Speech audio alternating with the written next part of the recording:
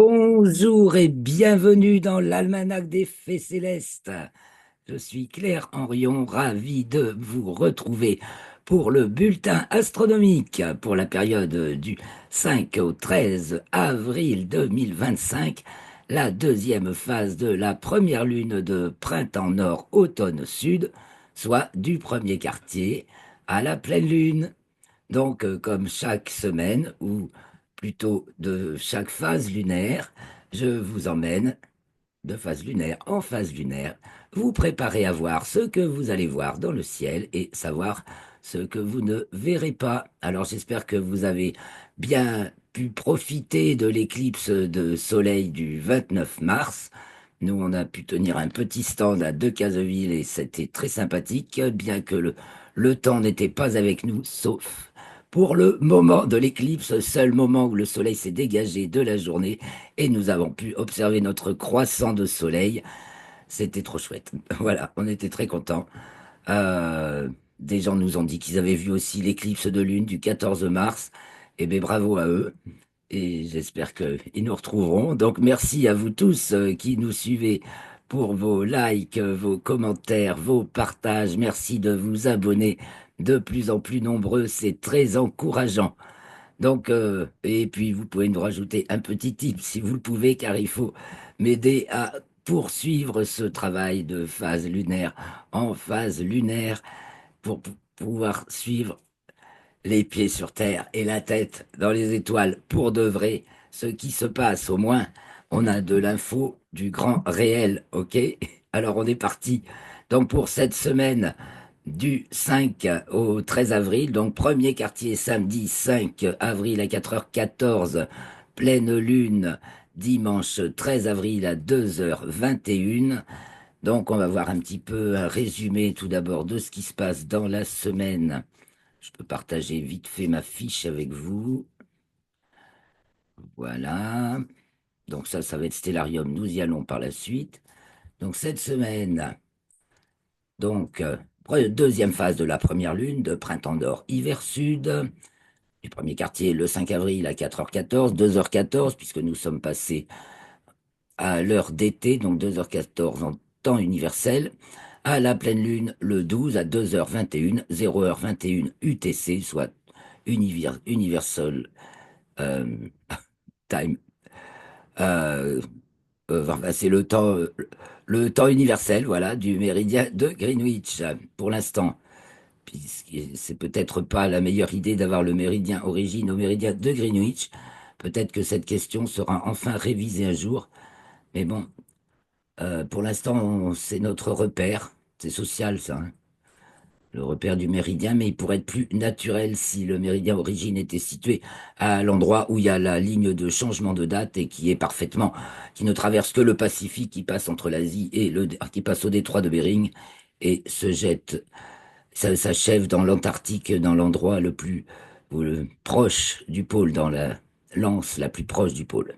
Bref, nous sommes quand même là pour l'instant avec nos 2 heures d'avance sur le Soleil. Donc à midi, il est midi à 14 heures, ou presque, très exactement cette semaine, à 13h52 au méridien de Paris, avec du fait de l'équation de temps qui fait que le midi vrai avance de plus en plus tôt par rapport au midi moyen. Je vous dis pas une bêtise là, que le midi vrai, oui, se produit de plus en plus tôt par rapport au midi moyen, et ce jusqu'à début mai. Donc nous commençons la semaine avec une lune bien visible dans le ciel, puisque que nous avons vu toute la semaine de soir en soir en croissant de plus en plus gros. Et là maintenant, cette semaine, elle va être gibbeuse croissante, donc entre le premier quartier et la pleine lune. Elle démarre très haut, elle vient de passer à sa déclinaison maximale, hors limite zodiacale, hein. Donc elle culminait très haut, enfin elle culmine très haut le 3, le 4 avril, et puis après elle va culminer de moins en moins haut. Elle culmine environ 50 minutes plus tard chaque jour, et donc maintenant, à partir du premier quartier, en deuxième moitié de nuit, puisque au premier quartier, elle culmine au coucher du soleil et se couche à minuit. aux alentours du minuit vrai, puis de jour en jour, elle se, elle culmine de plus en plus tard, en première moitié de nuit. Je vous ai dit, elle culmine en deuxième moitié de nuit. Non, ça, ce sera la semaine prochaine. Cette semaine, elle va culminer de plus en plus tard en première moitié de nuit et se coucher de plus en plus tard en deuxième moitié de nuit jusqu'à ce que nous arrivions à la pleine lune le dimanche 13 avril à 2h21. Donc, c'est pour la nuit du 12 au 13, la pleine lune, la nuit du week-end. Et donc là, elle sera passée en latitude sud et en déclinaison sud. Donc elle va, tout au cours de la semaine, elle va culminer de plus en plus bas. En plus, la pleine lune sera toute proche de l'apogée. Donc quand la lune est au plus loin de la Terre, qui survient le 14, c'est le 13 en temps universel, hein. Et juste le lendemain, donc très peu de temps après, la lune est à l'apogée le lendemain de la pleine lune. Donc là, elle est toute petite en diamètre apparent, enfin toute petite à l'œil nu, c'est difficile à distinguer. Il vous faut un gabarit ou alors avoir fait une photo à la plus grosse pleine lune de l'année qui s'est produite la dernière au mois d'octobre 2024. Et puis exactement avec les mêmes caractéristiques de focale, eh ben, vous refaites la photo pour la plus petite pleine lune de l'année, donc celle de la nuit du 12 au 13 avril 2025, et vous comparez, vous verrez que le diamètre est différent. Sinon, à l'œil nu, c'est difficile à remarquer. À moins d'avoir un gabarit, voilà, vous pouvez aussi vous faire un petit gabarit. Bon, alors, au cours de cette semaine, donc on va bien voir la Lune, puisqu'elle est présente dans le ciel et qu'elle culmine en première moitié de nuit. Donc au début, elle est très haute, elle est conjointe à l'étoile Pollux des Gémeaux et à Mars, qui est toujours bien visible, justement en dessous de Castor et Pollux des Gémeaux, et qui va être alignée avec Castor et Pollux le 10 avril pour la troisième fois depuis en 6 mois, puisque Mars a été rétrograde et maintenant elle revient, donc elle se réaligne, on va en reparler, elle se réaligne avec Castor et Pollux. Claire, finis tes phrases. Alors, pour le premier quartier, elle est dans le signe du Cancer et devant la constellation des Gémeaux, alors que le Soleil est dans le signe du Bélier devant la constellation des Poissons. Donc, quand Pollux, c'est l'étoile bêta des Gémeaux, elle marque le 24e degré du signe du Cancer, et Mars est actuellement dans le signe du Cancer et devant la constellation des Gémeaux, mais ça va changer cette semaine. Dimanche 6, la Lune entre dans le signe du Lion. Je vous ai dit qu'elle descendait en déclinaison, elle rentre dans les limites zodiacales nord dimanche 6 avril à 13h31 et continue bien sûr à descendre en déclinaison. Donc ça se traduit par une culmination de plus en plus basse dans notre ciel. Elle est conjointe à l'amas de la crèche dimanche 6 à 20h56, l'amas de la crèche. Donc on verra pas grand-chose parce qu'elle sera assez grosse et lumineuse la lune. Et voilà, faut le savoir. Je continue avec la Lune, on verra les planètes ensuite. Le mardi 8, elle entre dans le signe de la Vierge. Ensuite, elle passe à son nœud descendant jeudi 10 à 21h56. Donc ça, c'est par rapport au plan de l'écliptique. Donc elle passe en latitude écliptique sud, c'est-à-dire en dessous du plan Terre-Soleil, puisque le plan de la Lune, le plan de l'orbite de la Lune autour de la Terre est incliné de 5 degrés sur celui de la Terre autour du Soleil. Donc c'est pour ça que maintenant la Lune passe en latitude écliptique sud et c'est assez corrélé pour l'instant. Maintenant ça se détache de plus en plus avec son passage en déclinaison sud, donc également dans le plan de l'équateur céleste, qui est l'équateur terrestre prolongé dans l'espace. Donc elle passe en déclinaison sud vendredi à 11 à 2h16. Donc elle culmine toujours de plus en plus bas. Elle entre dans le signe de la balance, vendredi 11 à 3h11. Et puis, c'est la pleine lune, dimanche 13 à 2h21. Donc, à observer son lever le 12 au soir, la suivre tout au cours de la nuit et son coucher le 13 au matin. Et cette pleine lune est conjointe à l'étoile Spica de la Vierge et à leur coucher le dimanche 13 au matin. Elles sont vraiment toutes proches. C'est ce que nous allons voir très vite avec Stellarium. Alors les planètes. Qu'est-ce qu'il nous reste à voir comme planète le soir? Uranus est maintenant très bas, s'il vous faut. Vous pouvez peut-être, mais avec la Lune, bon, c'est à peu près la fin hein, de l'observation d'Uranus qui va se coucher une demi-heure plus tôt, bien sûr, chaque semaine. Ensuite, nous avons qui brille bien le soir dans le ciel, c'est Jupiter et Mars, qui est encore donc très haut et qui, le 10, qui avance maintenant, qui a un mouvement direct et donc qui forme un alignement avec Castor et Pollux des Gémeaux le 10 avril. Nous avons ensuite, dans le ciel du matin, seulement visible Vénus. En fait, du matin, il y a Vénus, Mercure, Saturne et Neptune, mais seule Vénus est visible. Pour Saturne, il faudra attendre bien la fin du mois d'avril, et pour Neptune, au moins celle du mois de mai ou juin pour les avertis, voilà.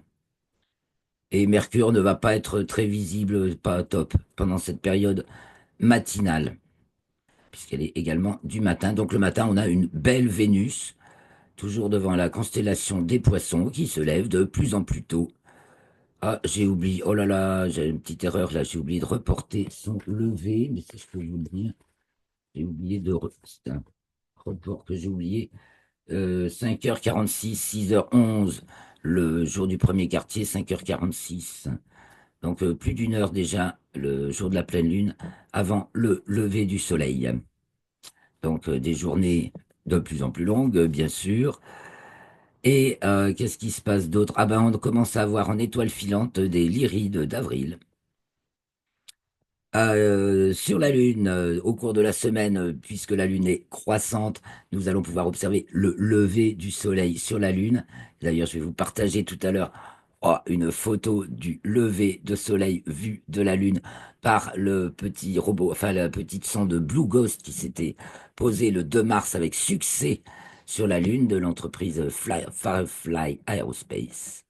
Donc, je vous ai noté simplement quelques repères. Le 7-8 avril, le Soleil se lève sur le cratère Copernic. C'est des bons, les gros repères sur la Lune.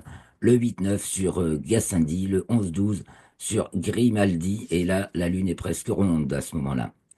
Donc, les lyrides d'avril, comme étoiles filantes, qui vont apparaître et dont le maximum est le 22 avril. C'est un essaim assez important. Et que dire encore? Eh bien, Mercure sort. Oh ben, c'est fini. Hein, j'ai oublié de l'enlever. Hein, voilà. J'ai quelques petites corrections à faire encore. Donc, il n'y a plus, pas, il y a plus de planètes dans le champ du coronographe Lascaux C3.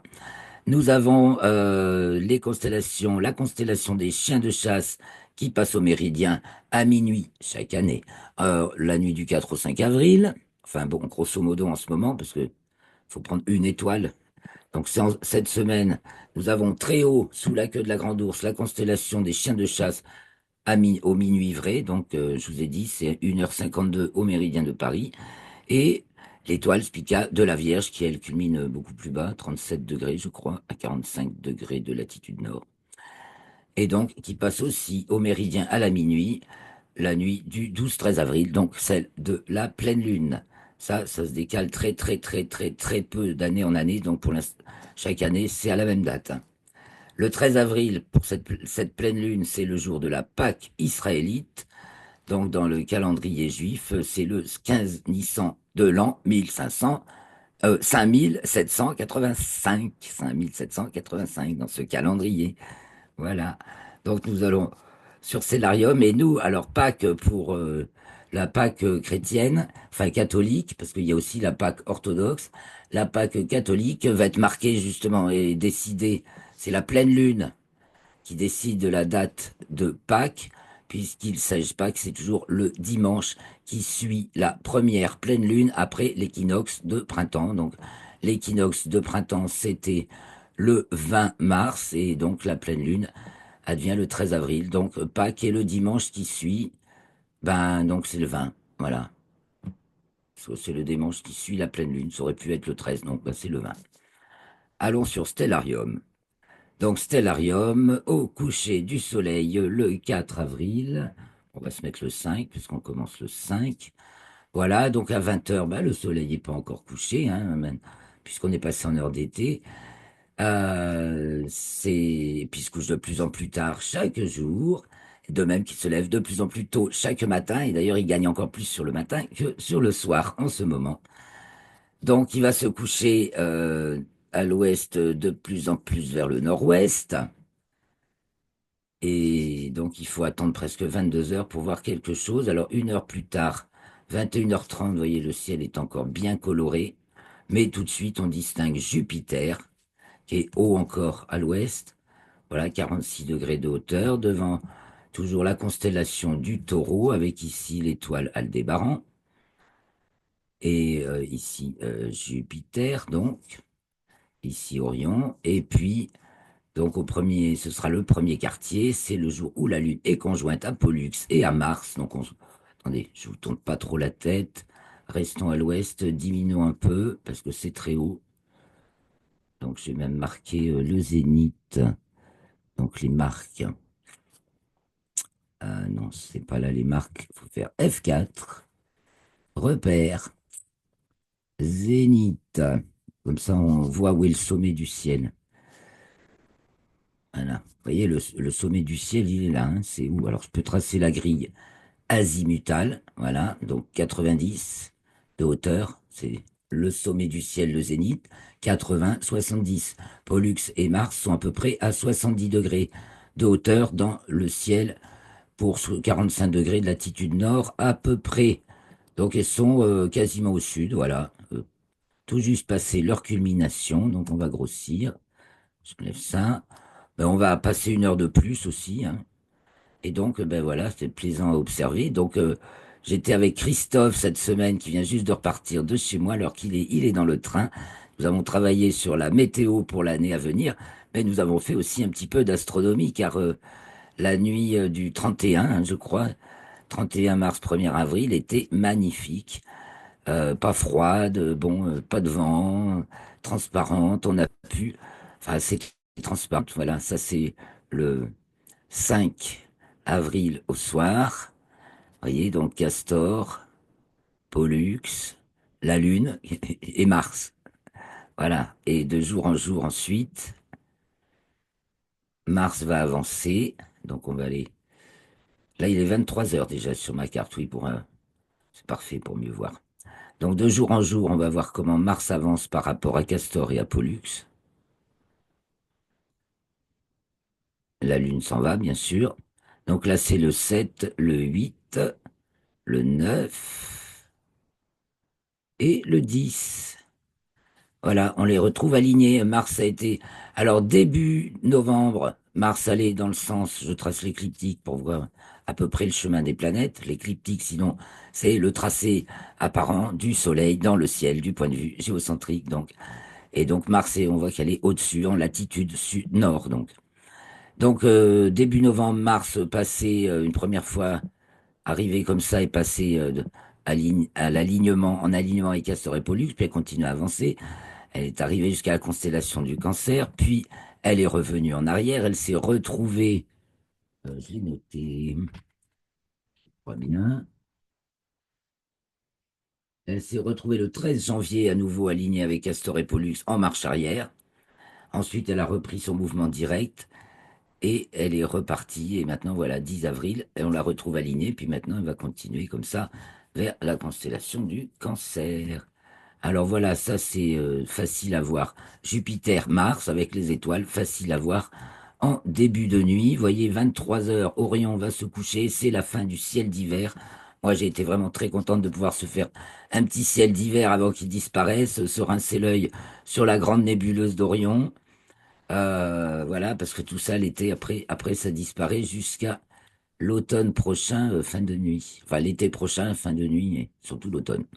Alors, en début de nuit, cette semaine, au sud, culmine le Lion avec l'étoile Régulus du Lion. Ah ben pareil, mais bon, c'est fini maintenant, il y a pleine lune, hein. On s'est fait quelques petites galaxies, là, les plus célèbres. Euh, c'est M95 et 16, je crois bien, qui sont par ici. M65-66, le triplé du Lion.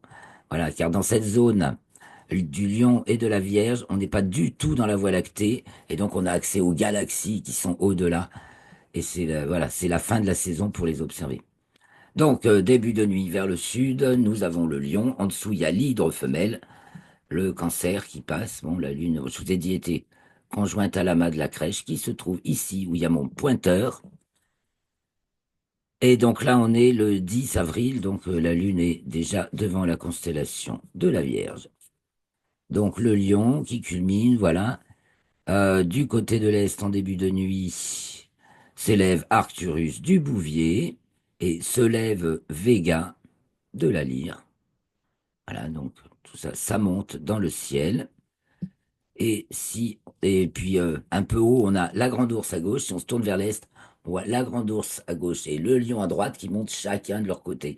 C'est beau aussi. Ils sont un petit peu symétriques, les deux. Et on se tourne vers le nord, en ce début de nuit, de début avril.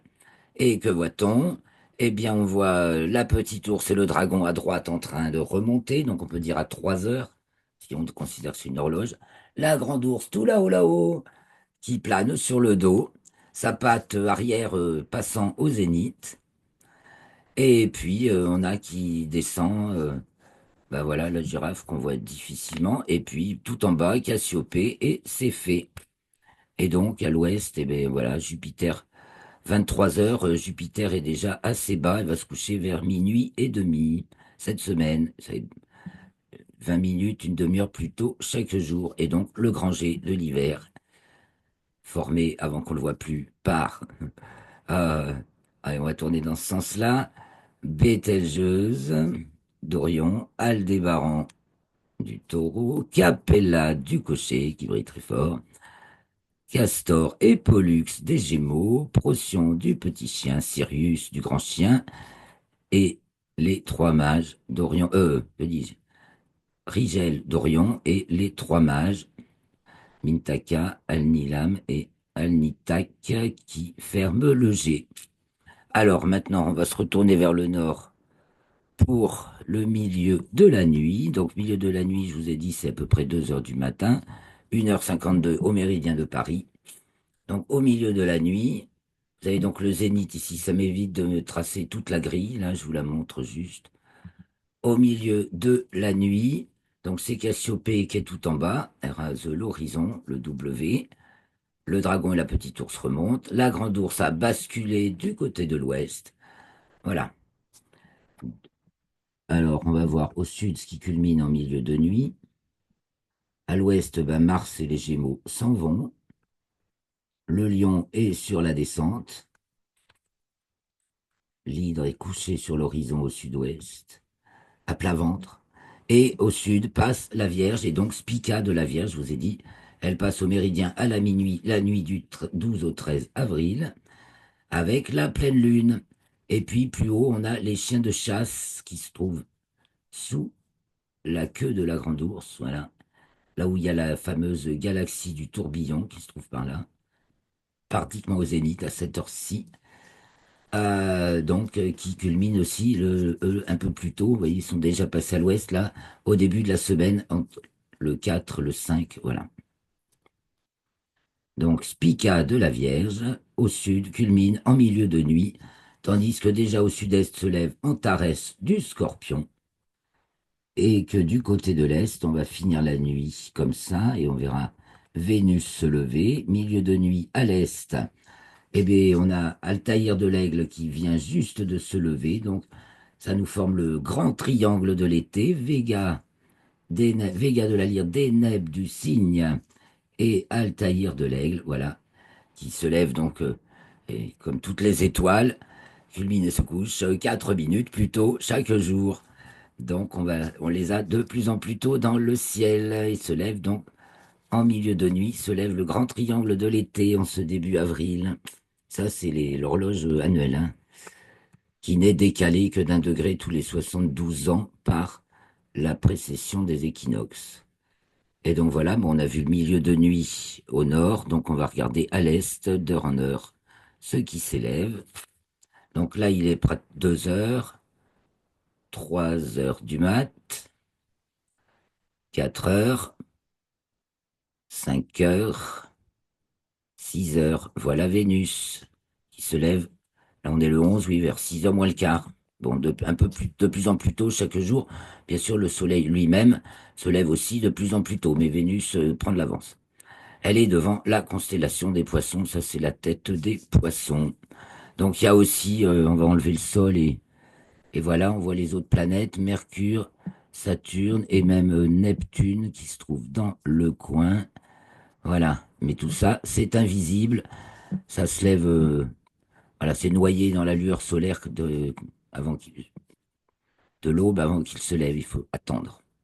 Donc, je remets l'atmosphère, je remets le sol. Et voilà donc ce qu'on voit dans le ciel matinal.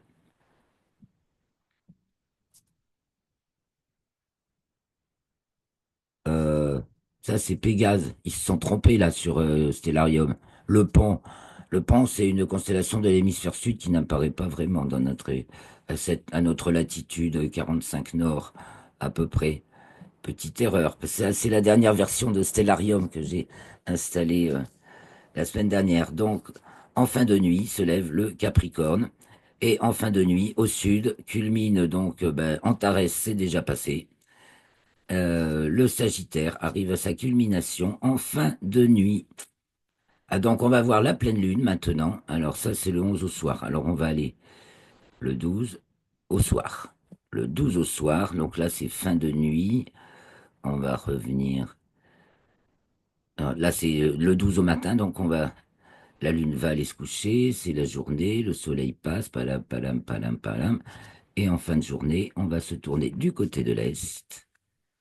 Le 12 au soir, voilà, le soleil se couche. Voyons.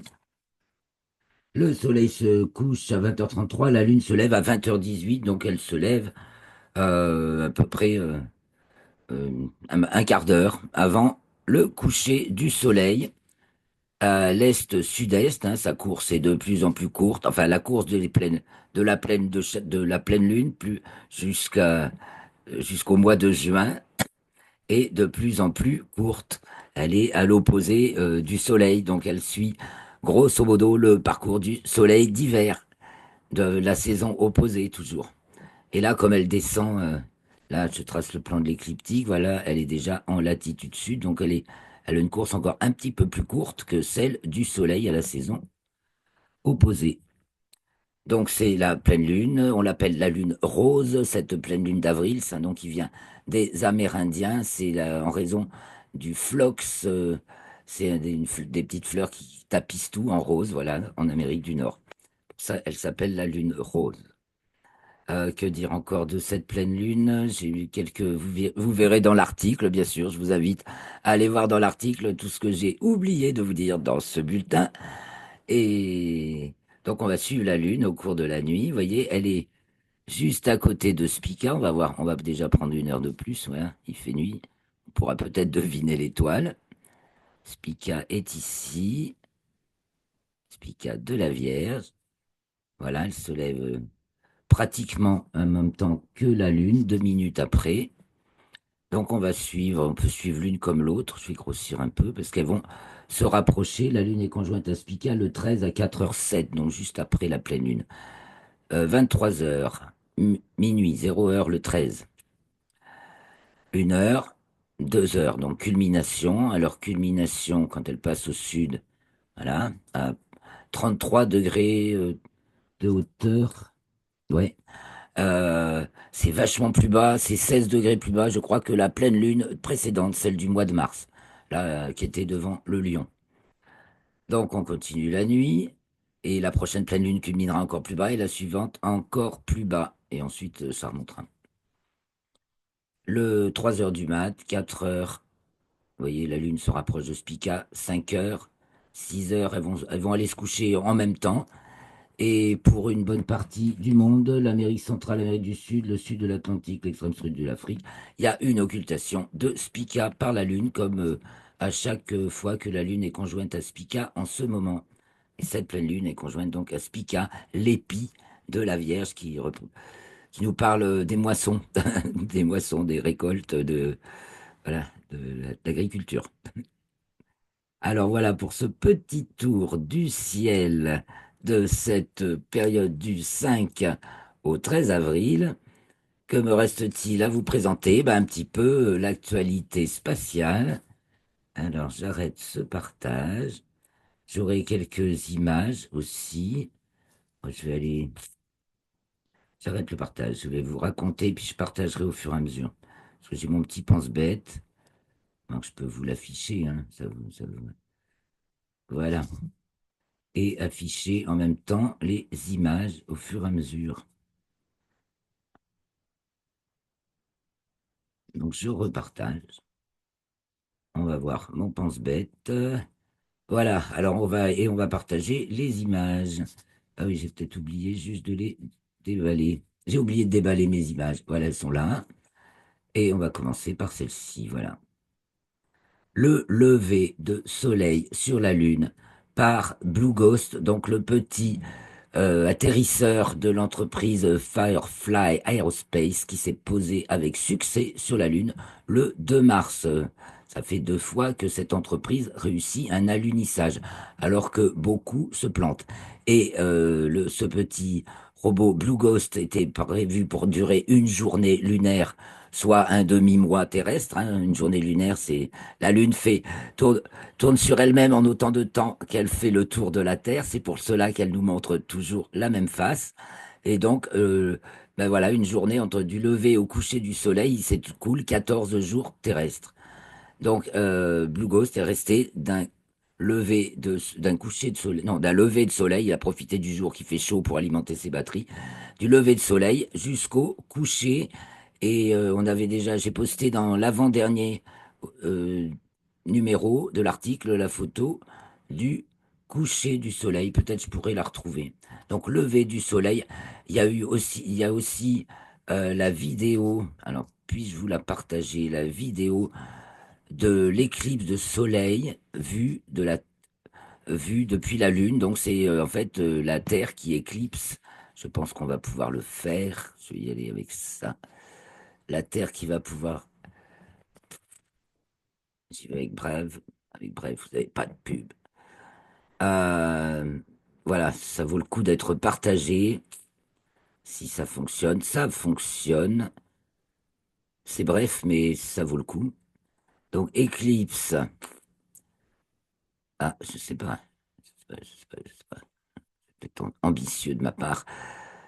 Ah, yes, it's good. C'est bien celle-ci. Non, c'est pas celle-ci. Oh, si, c'est ça. Voilà, l'éclipse de soleil vue de la Lune, c'est parti. Donc là, le soleil s'assombrit, la Terre passe devant depuis le site de Blue Ghost dans la mer des Crises. Voilà, le soleil est caché par la Terre et voilà, rebelote. Évidemment, comme il n'y a pas d'atmosphère comme sur la Lune, ça fait pas tout à fait pareil. On a une petite perle de terre ici, voilà, qui reste. C'est peut-être petit l'image, mais bon, voilà, je suis ravi de partager cela avec vous. Donc, je reviens vers le lever du soleil et puis, si je peux, je vous retrouverai la- le coucher. Donc, bulletin d'infos. Ensuite, d'autres nouvelles. À propos de la Lune, la Chine dévoile ses futurs plans d'exploration lunaire lors de l'exposition à Pékin, là, une grande exposition à Pékin qui dure 15 jours. Donc, si vous voulez en savoir plus, les Chinois sont ambitieux dans leur programme lunaire. Et puis, un nouveau dispositif.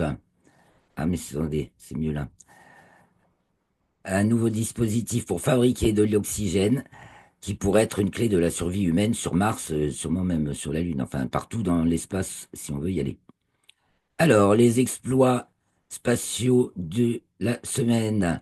La fusée Spectrum d'Isar Aerospace, donc la première entreprise européenne a lancé elle-même une fusée depuis sa base de lancement polaire, enfin oui, près du pôle, quoi, en Norvège, alors que d'habitude on est dans des zones équatoriales. Alors bon, a priori, ils font un peu. Bah, maintenant, tout le monde a pris un peu la mode SpaceX. Le, le décollage a été réussi. C'est une toute première, donc on peut dire que c'est que du succès. Et bon, bah, l'engin est retombé tout de suite. Il n'a pas atteint l'espace. Et il y a eu une démantèlement programmé. Mais donc, c'est quand même du sérieux. Donc, c'est une entreprise allemande qui a ses bureaux, ses ateliers près de Munich. Et donc, ce lanceur Spectrum est retombé dans la mer après un vol de 30 secondes, considéré comme un succès. Alors, il y a aussi les Espagnols et Deorbit, j'ai bien compris, c'est une entreprise italienne, j'ai pas bien forcément compris l'article donc qui signe ensemble un accord de lancement pour des missions équatoriales. Ça implique la France puisque c'est à Kourou, entre autres, et aussi à Amen à Oman, pardon. Donc dans, vers le golfe Persique. Excusez-moi là. Précisez, vous avez le droit de préciser quand je dis des choses trop approximatives ou bêtes dans les commentaires. N'hésitez pas. Donc, vous voyez, tous les pays d'Europe s'impliquent dans la course à l'espace. Ensuite, il y a une mission, on en avait parlé la semaine dernière, Fram 2, qui emmène quatre civils qui se sont bien entraînés néanmoins, mais dont l'activité principale n'est pas d'être astronaute. Et donc, ils font le premier vol habité en orbite polaire, lancé par SpaceX le 31, lundi 31. Tout s'est passé comme prévu et nos quatre civils, je ne sais pas s'ils sont déjà redescendus ou pas, ils sont dans l'espace ou alors ils sont déjà redescendus. Je partage l'image, c'est ici. Donc, une petite image du lancement de Fram 2 par SpaceX depuis le port spatial Kennedy. Ensuite, les Russes, maintenant, le projet national de Roscosmos par son directeur Bakhanov, maintenant le nouveau, il inclura nécessairement le groupe orbital de la Fédération de Russie, sur la base duquel seront assurés les principaux services de communication, de télédétection terrestre et de navigation, outre le programme de lancement, l'ensemble de nos fusées, le développement de bases spatiales, l'espace scientifique, la cosmonautique habitée et le programme spatial nucléaire. Voilà, c'était pour dire que ça comprenait aussi le nucléaire. Donc, mais l'ensemble, c'est enfin le titre de l'article dans les Échos. Donc l'ensemble du projet national russe, donc de l'agence Roscosmos, qui se relook, qui se redynamise aussi apparemment. Ensuite, nous allons aux États-Unis avec Blue Origin, qui prépare un second lancement pour son lanceur lourd New Glenn, donc concurrent possible au Starship. Donc avec son premier lancement réussi là, au début en janvier là. Et donc maintenant il programme pour la fin du printemps, je crois, le deuxième lancement. Ensuite, nous revenons en France avec à Toulouse, où l'équipementier Anywave inaugure sa première ligne d'assemblage d'antennes spatiales. Donc, c'est déjà un équipement. Il fait des équipements pour les satellites. Et là, ils fabriquent, à partir de maintenant, ils fabriquent sur place à Toulouse, les antennes spatiales. Voilà, première ligne d'assemblage d'antennes spatiales. Avant, ils les faisaient faire chez un sous-traitant. Et puis Airbus, donc Airbus qui vient à la rescousse pour relancer l'exploration de Mars, c'est-à-dire la mission avec le robot ExoMars qui devait être fait par les Russes. Et puis depuis 2022, ben, avec la guerre en Ukraine, il y a une coupure. Il n'y a plus de collaboration entre Roscosmos et l'ESA. Donc l'ESA essaie de refaire le truc, ben voilà, elle-même. Et donc ça reprend, voilà. Et Airbus, la branche britannique d'Airbus, va s'occuper de construire la plateforme qui permettra d'acheminer le rover ExoMars sur la planète rouge, puisque ExoMars, c'est nous, je crois, le CNES, beaucoup, qui y a contribué. Et pour finir sur le spatial, eh ben, un moteur spatial ultra efficace qui ne consomme qu'un watt et demi ouvre une ère révolutionnaire pour l'exploration orbitale à faible coût, n'est-ce pas? Le titre, c'est propulsé par une simple goutte d'eau. Je suis sûr qu'on va arriver à trouver des modes de propulsion ultra efficaces et de moins en moins polluants et dangereux. Donc, tant mieux. C'est pour ça que j'aime suivre cette actualité spatiale avec vous et je persiste et signe à dire que c'est très important. Si vous voulez avoir une vue globale, même géopolitique, suivez l'actualité spatiale, les amis. Parce que là, à ce niveau-là, en plus, il n'y a pas trop de... Ouais, on dénote bien des partis pris, surtout en ce moment entre Russie, voilà, et ceux qui sont vraiment très des gros partis pris, mais malgré tout, l'info est là. Et après, vous la traitez avec un peu de discernement, vous en faites ce que vous voulez, mais les faits sont les faits. Alors ensuite, on parle un peu aussi des grands télescopes terrestres et spatiaux. Dans Ciel et Espace, il y a un article où il s'interroge, la semaine dernière, je vous le disais, que James Webb Telescope avait vu des aurores sur Neptune. On a partagé l'image. Je la repartage d'ailleurs. Je la repartage. Elle est là, elle vous attend. Voilà, donc c'est une image de Neptune par James Webb et Hubble, voilà. Donc ça nous donne un maximum de détails et dans l'article supposé que les zones cyan, l'article de la semaine dernière, c'était des aurores. Alors il y a un article donc dans Ciel et Espace, mais c'est réservé aux abonnés. Alors nous on est abonnés, mais j'ai pas eu le temps d'aller voir. Bon, et puis on nous avait annoncé un astéroïde qui allait s'écraser sur la Terre en 2032. Et puis finalement, il va s'écraser sur la Lune. Enfin, la menace est plus pour la Lune que pour la Terre. Et James Webb sonne l'alerte, voilà. Et James Webb a réussi à photographier cet objet avec ses caméras MIRI et NIRCam. Donc, MIRI dans l'infrarouge moyen pour une mesure de la chaleur dégagée par l'objet et NIRCam dans l'infrarouge proche pour étudier la lumière réfléchie par cet astéroïde. Donc, une petite photo pour vous.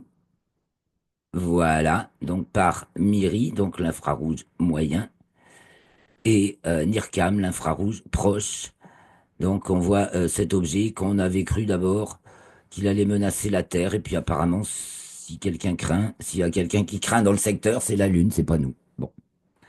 Et encore, autre télescope spatial Sphérix, donc aussi spécialisé dans la lumière dans l'analyse de la lumière infrarouge, nouveau télescope spatial qui a envoyé ses premières images, mais elles n'étaient pas calibrées encore dans l'infrarouge. Là, il envoie ses premières images dans sa gamme de résolution.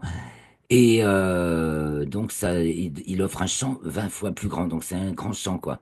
Donc, ça complétera bien James Webb qui peut cibler très précis. Et c'est bien aussi d'avoir une image de grand champ, un champ de vision 20 fois plus large que la Lune. Donc, les premières images de Sphérix, si je ne les ai pas oubliées. Ah, je l'ai oublié. Bon, je les mettrai dans l'article. Ça, c'est la Lune. Eh ben, voilà. Bon, j'ai presque fini pour les news. Alors, je reviendrai sur la Lune. Voilà, et oui, j'ai presque fini pour les news. C'est dernier article qui concerne les stations spatiales, la vie dans l'espace, la santé des astronautes. La NASA a découvert un effet inattendu de l'apesanteur sur les os. Et en fait, euh, les os qui s'affaiblissent, c'est ceux qui font pas le travail de d'habitude, quoi. Donc, particulièrement les jambes, par exemple. Et donc, ça ouvre c'est pas tous les os qui continuent, les bras continuent à fonctionner à peu près normalement, mais les os des jambes sont affaiblis. Donc, voilà un article là-dessus. Donc, la connaissance avance aussi là-dessus. Alors, finissons les quelques images que je vous ai réservées. Et puis, ben, on va se quitter jusqu'à la prochaine fois. Donc, je vous ai dit, le soleil se lève sur la Lune cette semaine. Là, c'est le 8 avril à 0 heure. Donc, nuit du 7 au 8. Lever de soleil sur Copernic, en dessous de la mer des pluies. Ici, vous avez le golfe des... non, c'est ici, golfe des Iris, oui, il se lève. Là, c'est Platon. Et donc ici, Copernic, sous la mer des pluies.